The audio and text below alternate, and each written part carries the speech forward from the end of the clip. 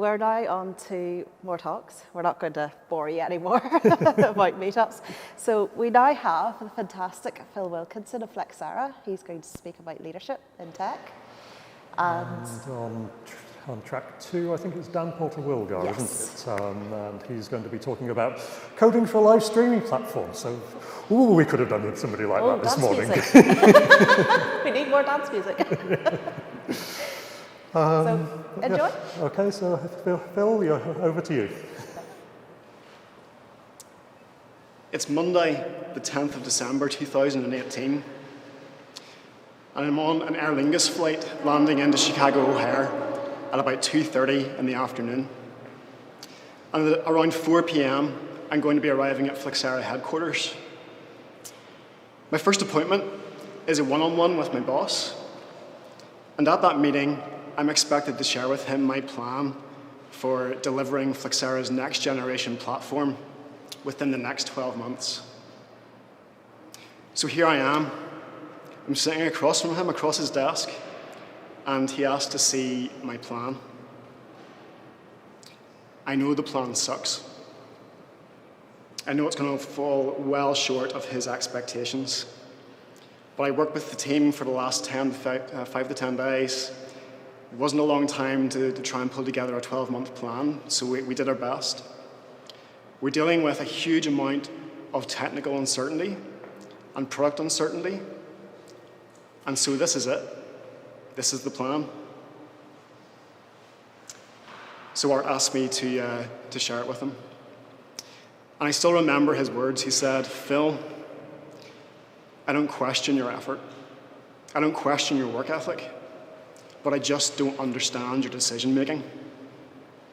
And this was the first time in my career, albeit quite privileged, that anyone had questioned my ability to potentially do my job, especially as something as fundamental as decision making.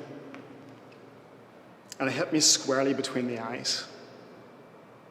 Roll on a few weeks, and Art calls me, we're on a video call, and he says, "Phil, I'm sorry, but we have to take some of the open recs you're hiring for, and we have to put them elsewhere in the business. We need the budget." And I argue with him. I say, "Look, Art, you just rejected my plan. If we're going to accelerate this, we have to hire these roles." But the decision was already made. I didn't let it go. 3 days later, I found myself in a video call with my CEO. And I was determined to change Jim's mind. I didn't.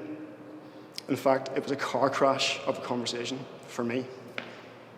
I was so tunneled and blinkered in my own thinking that I came away from that conversation looking immature and foolish. I was done. How was I supposed to be successful at Flexera when my boss doesn't believe in me and the business doesn't want to invest in my teams? Folks, I'm Phil Wilkinson, and I am still Senior Director of Engineering at Flexera. I lead the data business segment. I'm responsible for 5 different products across the business, leading around 140 engineers. We work on everything from C++, C#, .NET. We work on relational database technology, right through to really modern event-driven microservice architectures running on AWS and Kubernetes, Kinesis and Dynamo and Mongo, and I could go on. I came to Flexera through their acquisition of a smaller company called BDNI, based in California. And BDNI hired me to establish their Belfast office, to build a new team, and to develop the next version of their product. But I actually fell into tech by accident. I was graduating from Queen's in 2006 with a degree in mechanical engineering, and I was aware at the time that engineering really wasn't going anywhere in Northern Ireland. It was very much in the decline, so I decided to try something different. And I happened to be given a place on Citigroup's graduate scheme.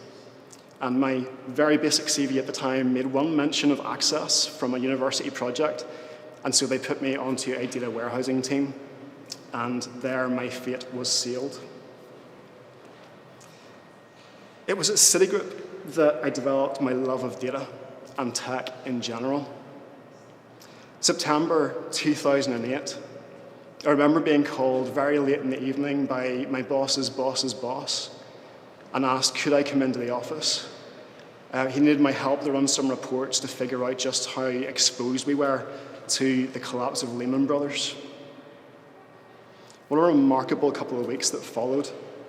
I remember the following Friday watching the Bloomberg terminal on Sky as Citigroup's own share price plummeted towards $1 and wondering whether I was going to be going to work on Monday morning. And for me, it was during that time that I realized that technology is not the end in itself. Technology is about outcomes for your business, for your charity, for your organization, whatever it happens to be. And ultimately, it's about outcomes for real people. I stayed with Citigroup for another few years. I eventually left to join Oracle, where I spent 5 years as a data warehousing specialist. I left there to join BitNet, which is a Bitcoin payment processor startup. Unfortunately, that only lasted for me about 9 months before I was made redundant. But during that 9-month period, I was exposed to a new way of thinking about engineering, a new style of culture for an engineering group, and most importantly for me, a new style of leadership. Shortly after that, I went back to Citi for 9 months, and then the BDNI opportunity came along. So what is leadership? Over the next 30 minutes, I want to share some of my thoughts on leadership that I've learned along on my journey. And for the purposes of this talk, I'm probably going to conflate the idea of management and relationship. I know of many brilliant leaders, management and leadership, and I know of many great leaders who are not managers. They're individual contributors. And a lot of what I'm going to say is going to be relevant to you if you're in a role like that. And equally, I know of many managers who really struggle with leadership and therefore really struggle to find success. And so I'm not going to get hung up on the terminology. Ultimately, to be a great manager, you need to be able to lead. So where do we start with leadership? Well, let's start where all good engineers start, and that's with the acceptance criteria. Whatever level of leadership you're at, you're going to be measured on 2 things, and probably 2 things alone: performance and attention. On the performance side, are you setting ambitious but realistic goals? Are you meeting those goals? And are you building and maintaining strong teams and managers of teams? On the retention side, are the people in your teams engaged? Do they feel valued?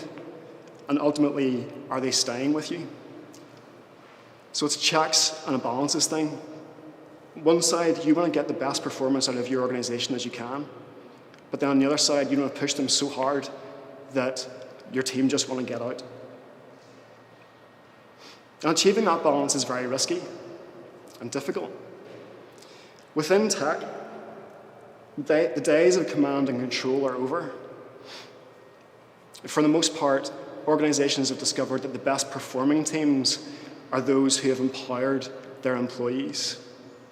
Their employees understand the business, they know their users, they know the outcomes, and the teams are free to develop the solutions to meet those outcomes.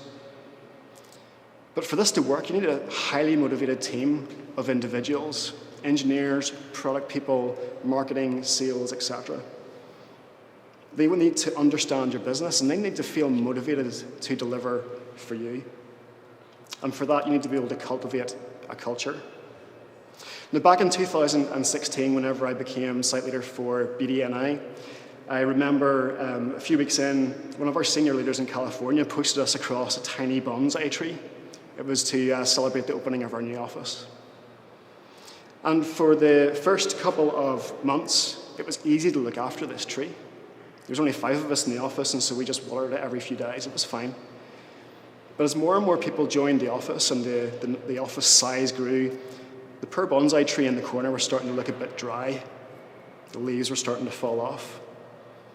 Everyone thought someone else was watering it. And so we talked briefly about how we were going to keep this tree alive. And I can't remember who it was, but someone suggested, you know what, the best thing we should do is we give it to the next new hire. They'll look after it. And that's what happened. And for months, years after, the next new hire into BDNI was handed this plant by some random colleague on their first day with the words, "Don't kill the bonsai tree." Now, over some time, I started to realize that this tree was a great analogy for what I was trying to do with our culture. At BDNI, I was trying to form my team and the organization around the ideals of trust and respect. And I began to understand that I can't force that culture. I can demonstrate it, I can teach it, but ultimately it's not up to me for those people to adopt the culture. And so for every new person that came through my door, I was essentially handing my culture to them and saying, you can be part of this, and what you do with it is up to you. You can help improve it, nurture it, or you can neglect it and let it go to waste. So just like the little bonsai tree got placed on someone's desk, so too were we saying to those new people, here is our culture, be part of it, and help us improve it. And so to develop that strong culture of performance, you really need to be selecting the right people and keeping the right people in your business who are reflective of the culture that you want to develop.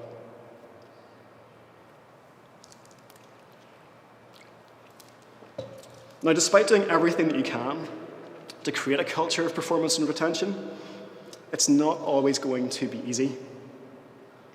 In fact, being in leadership can often feel like you're trying to run a marathon through treacle. Remember about 6 months after our acquisition by Flexera, we had a number of people in the Belfast team decide they wanted to move on to and leave Flexera.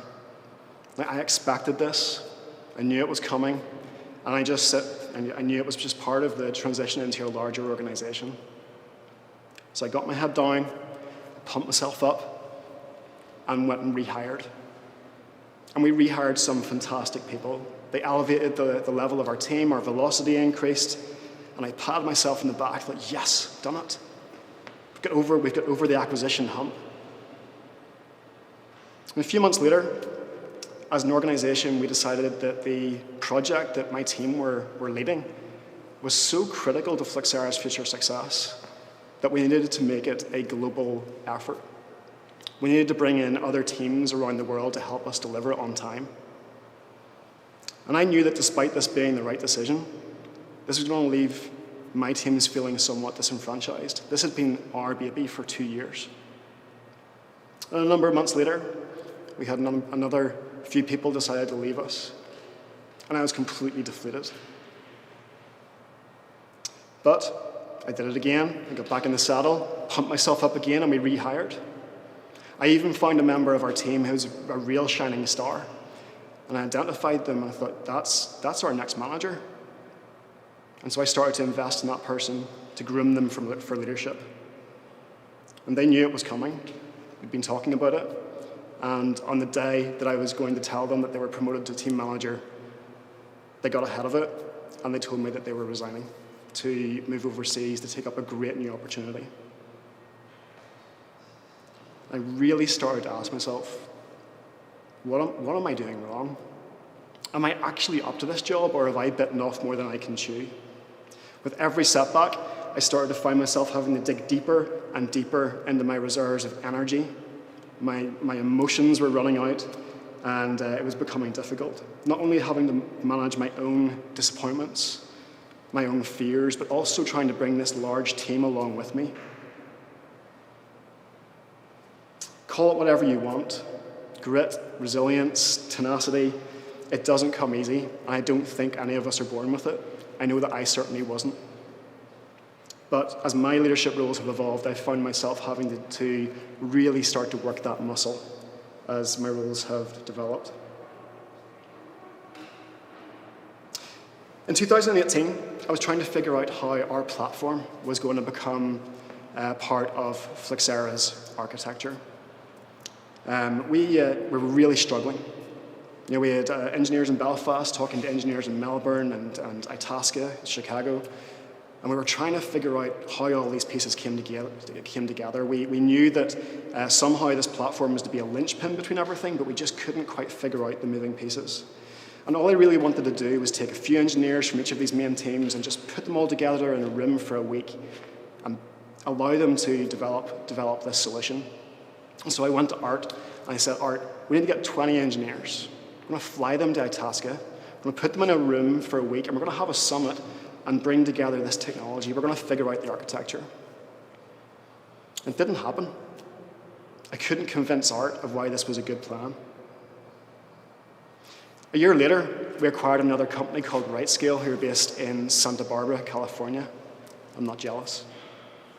And shortly after that acquisition, I was talking to some of their engineers, and they were telling me about the internal engineering conferences that they would have run whenever they were a smaller company, and BDNI did something very similar. It was all about bringing people together, forming relationships, building trust between engineering teams, and collaborating around technology. And I thought, look, Flexera needs to be doing this. This is what we need. And so I tried again. I called Art. I said, Art, we need to do this. We get 40 engineers into a room, and we're going to have an engineering conference. We're going to run a hackathon. And we're going to take some real business problems and spend a week and come up with some real solutions. It didn't happen. I convinced Art. Art was behind it. But I wasn't able to build a business case that was going to convince our CFO and our CEO to sign off on the check. But 6 months later, an opportunity arose. We acquired another company called Risk Networks, who are based in North Carolina. And shortly after that acquisition, Jim, our CEO, was talking to some of the engineers, and it transpired that the engineers were investigating the use of graph databases. They didn't know that the engineers in Belfast had been using graph databases for quite some time. And Jim was a bit frustrated about this, and he said to Art, what do we do about this? Our engineering teams don't know what's going on across the organization. It was Art that saw the opportunity. And so in August 2019, I pitched my third attempt. And this time I pitched it straight to Jim, face-to-face in Chicago. And on January 2020, Art opened Flexera's first ever internal engineering conference called Fest 2020 to 140 engineers, 75 of whom had flown in from different Flexera locations around the world. We spent the week having engineering talks. We did an unconference. We did a design thinking exercise. And the engineers spent most of the time doing just like what we're doing here at NIDC, doing engineering presentations. And this was undoubtedly the highlight of my career to date. It still is. But it took me 2.5 years to convince the right people that it was an idea that we should pursue. And I left Chicago that week with an immense sense of pride. So change often takes time.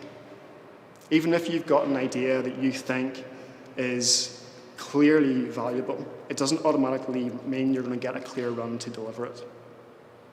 Any change, whether if it involves any kind of investment or any kind of risk, especially in your organization, what you're really dealing with is hearts and minds.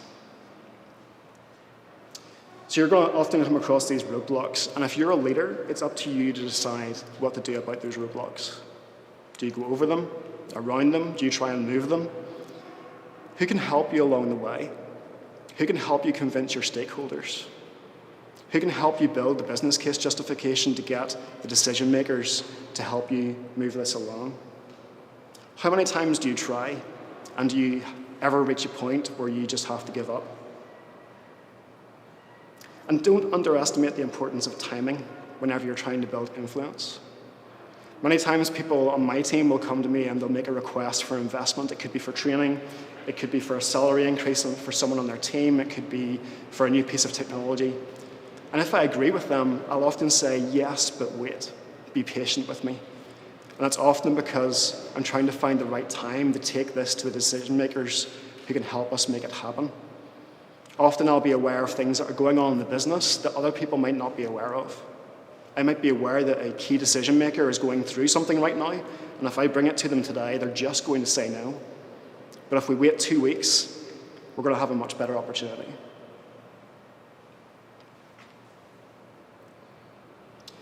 So being a leader ultimately requires resilience, and it doesn't come naturally. You need to develop it and nurture it, and you do that by getting up whenever you get knocked down, and not giving up whenever you encounter your first hurdle. And if you'd asked me 4 years ago if I was able to deal with some of the situations that I've come across in the last number of years, or made the decisions, impossible decisions that I've had to make, I'd have laughed at you and said, no, that's not the type of leader that I am.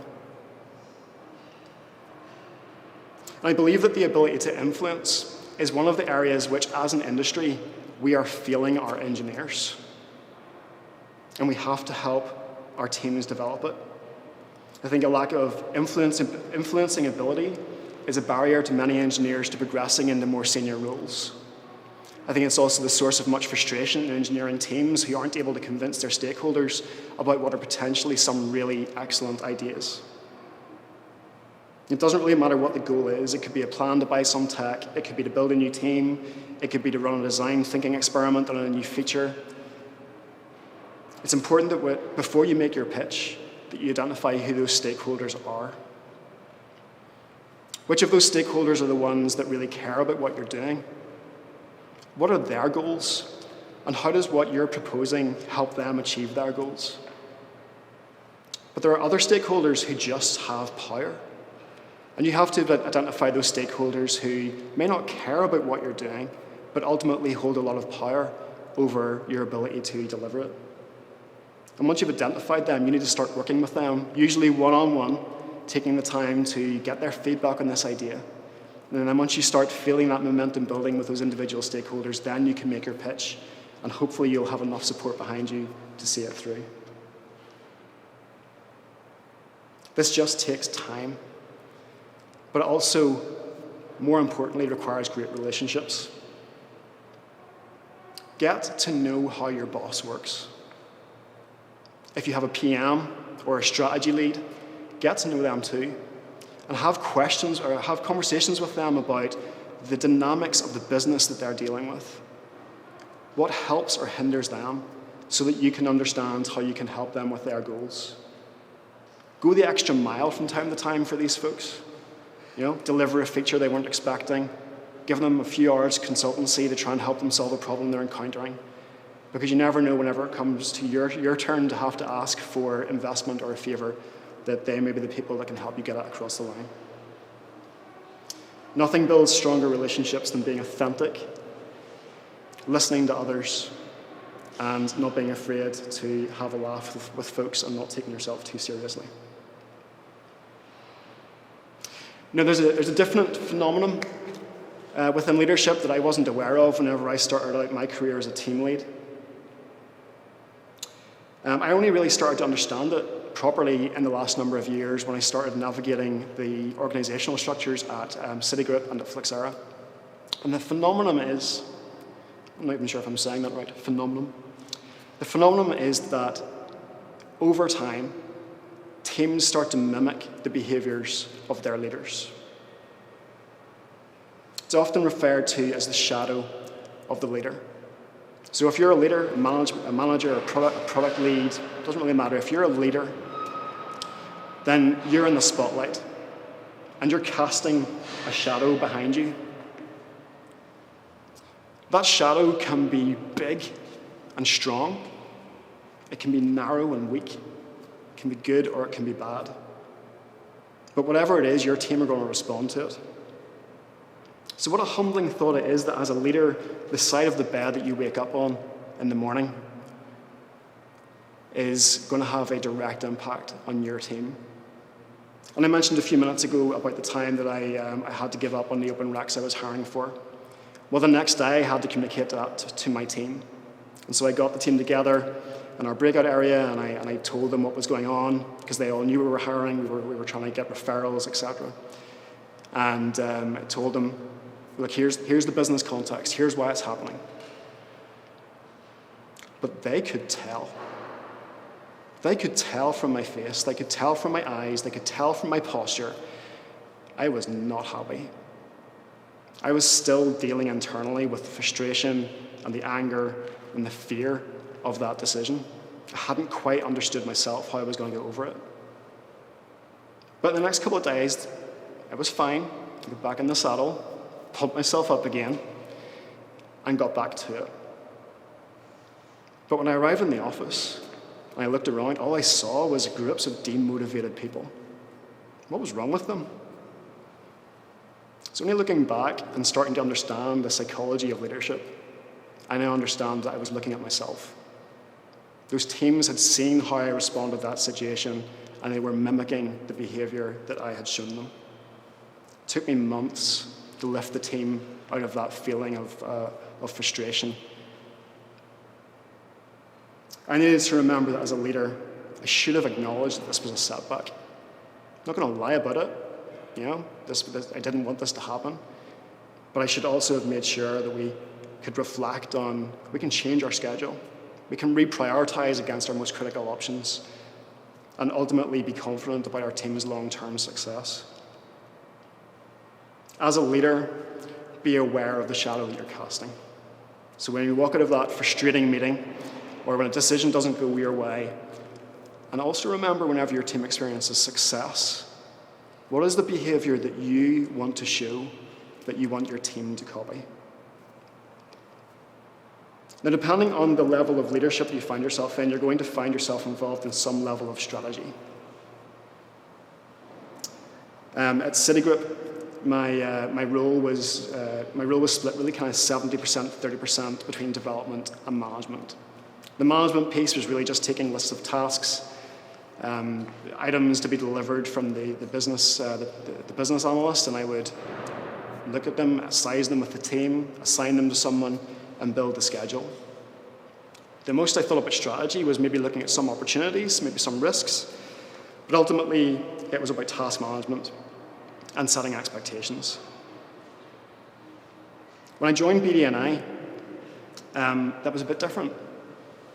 So I traveled to California, I met with the team for 3 weeks, I met with the product leads, with my own boss, I met with the engineering leadership, met with the CEO, and we talked about the vision for Belfast. We talked about the vision for this next version of the product. The product it's very simple. The product basically tells large enterprise customers what they have in terms of hardware and software. It gives them control over risks, opportunities to reconfigure your data center or look for vulnerabilities in software, etc. And the vision was quite simple, because we wanted to take this idea, this value that we had already proved in the world of business IT, and we wanted to apply it to other industries like healthcare, heavy industry, and ultimately IoT. So that meant the product had to scale, and the data model had to transform almost entirely. It was so static. And now my involvement with strategy was much more profound. I had to think about the timeline. So the business had a date by which they really needed this new version of the product available to be successful. I needed to think about the technology strategy. Were we going to rebuild or iterate on the version that we already had? What technologies would we use? How fast could I hire a team? And what skill sets would we be looking for in those people? What about the migration strategy for customers going from the old version to the new version? Were we going to be agile or go waterfall? Gone were the days of task management. Now the tasks needed to be discovered. We needed to prioritize them and figure out which ones were going to lead us to success. And on top of that, I had to grow and enable the team and develop that sense of innovation. And then we joined Flexera, and my role changed to Senior Director of Engineering. And talk about being promoted beyond your level of competence. Overnight, I found myself strategizing merely for survival. The business was asking for roadmaps I didn't even know existed. I was struggling to retain my team. Timelines were slipping, and I was pretty sure that my stakeholders were losing faith in my ability to deliver. And coming right back to the start of this talk, Art's words were still ringing in my ears. And it was the wake-up call I really needed. So I started to look around me. I started to look at the other engineering leaders in Flexera who were somehow being successful amidst this chaos. I started to ask, what are they doing that's seemingly enabling them to be in control? And I identified two things about myself. The first thing I discovered was that I was actually still just managing tasks. I was trying to size and de-risk everything before committing to it. The roadmaps I was developing were barely useful beyond 2 or 3 months. I just could not deal with any amount of uncertainty in my plans. Second thing I discovered was that I wasn't being creative enough about the order in which I was delivering. I was always thinking in series. Every feature, every capability, I was trying to deliver 100% of it before even thinking about the next thing. Strangely, my wife complains about the same thing. I tend to eat in a very orderly way around the plate, and it really annoys her.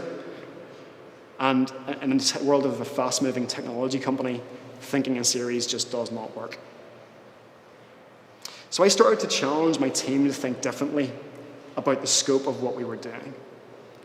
Could we start to deliver just enough of the code, just enough of the value to try and meet our outcomes, and take everything else and put it in the parking lot? I also started to rethink about the way that we were sizing our work.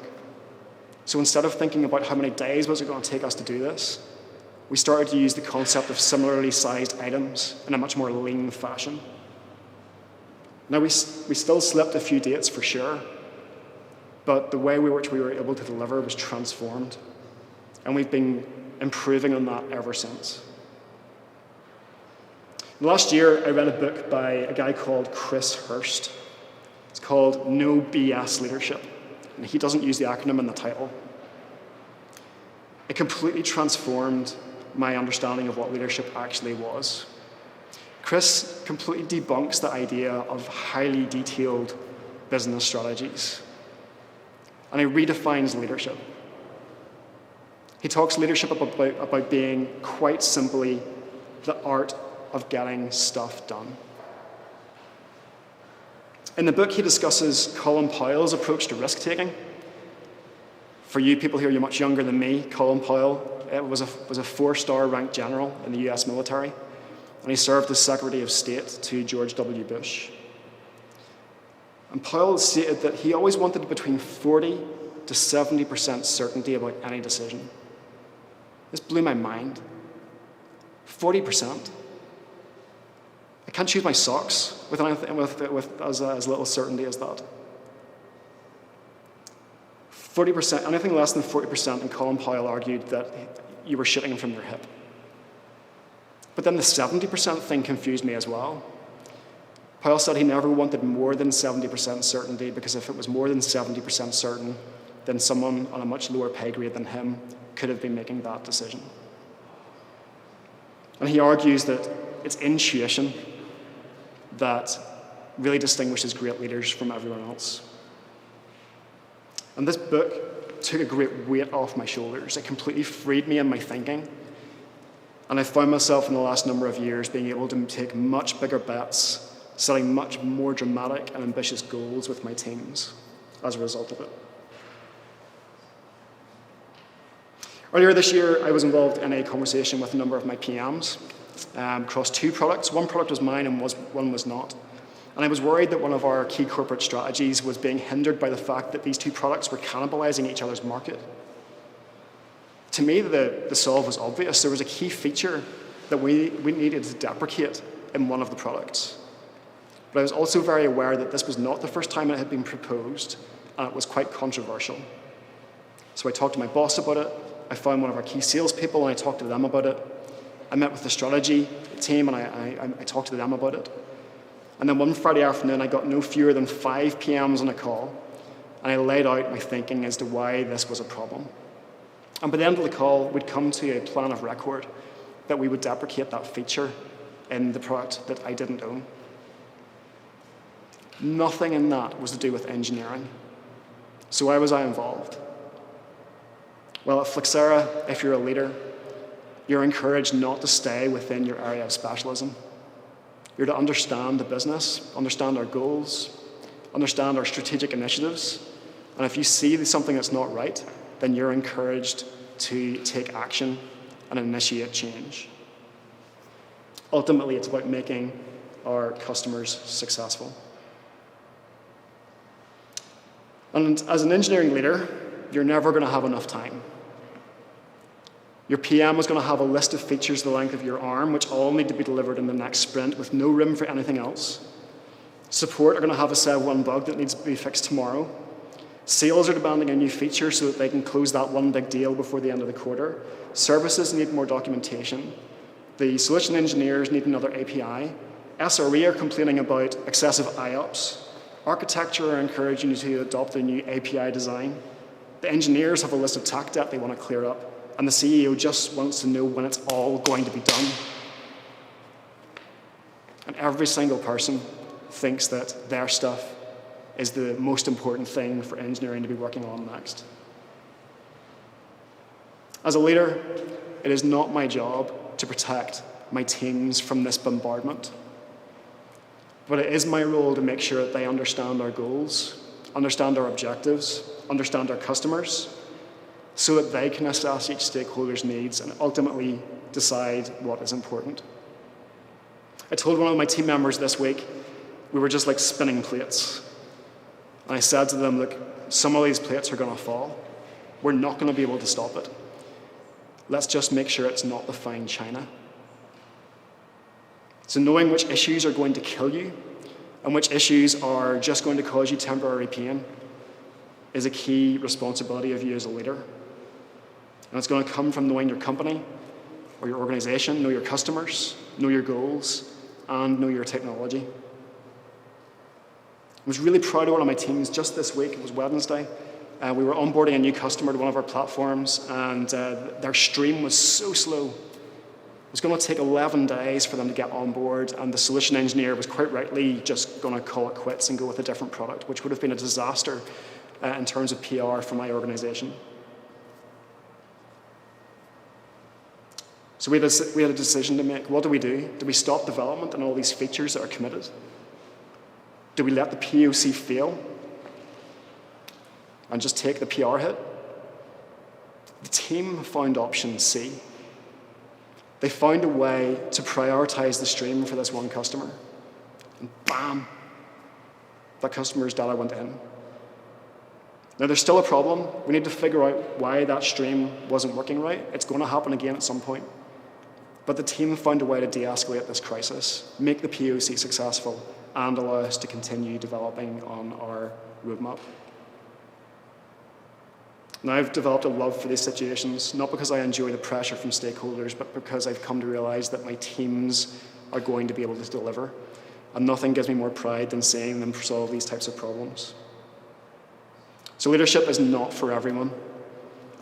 You have to have an ability to relate to people in a genuine way, have passion for your organization's customers and the mission, and to be authentic even whenever you're about to have a difficult conversation. And you need to understand how to build technology for resilience, robustness, maintainability, and security, and be ready to protect your organization from bad technology decisions. So let me leave you with this. If you're considering going into a technology role, the path isn't always clear. A leadership role, the path isn't always clear. Sometimes it feels a bit hazy, and you might feel like you're just fumbling away in the dark. When I started my journey into leadership, the first real determined step I took was to leave Oracle, a job I was good at, and a team that I loved, to go and join BitNet. And I got made redundant. BitNet was my opportunity to develop into a role where I would be in leadership. It wasn't exactly the dream journey that I anticipated. But without that step, I wouldn't have ended up at City, and I wouldn't have ended up at BDNI, and I wouldn't have ended up at Flexera.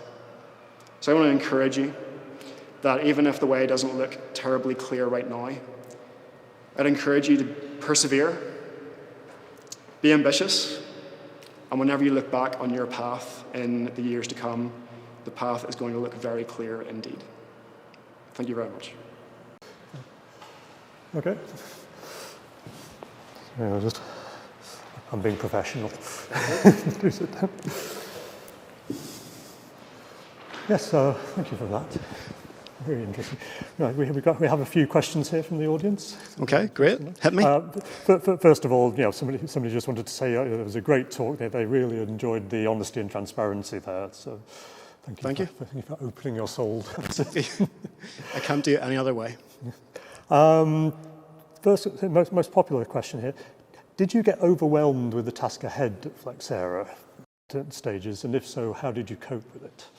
That's an easy question to answer. Yes, there were many occasions when I felt overwhelmed, and one thing I would say is that, particularly that conversation with Art, it transformed my career at Flexera.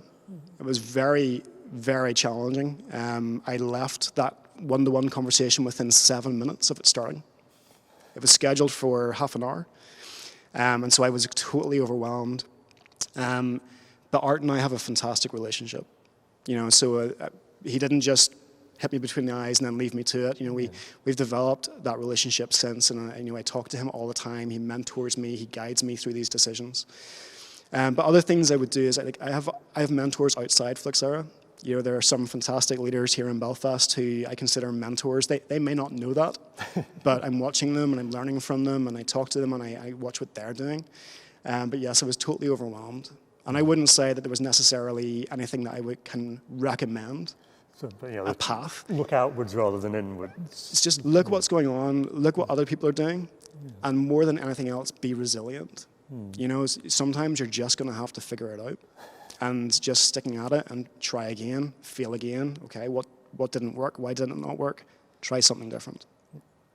Another interesting one down here. Does the context switching between product and engineering tasks not mean you're working suboptimally?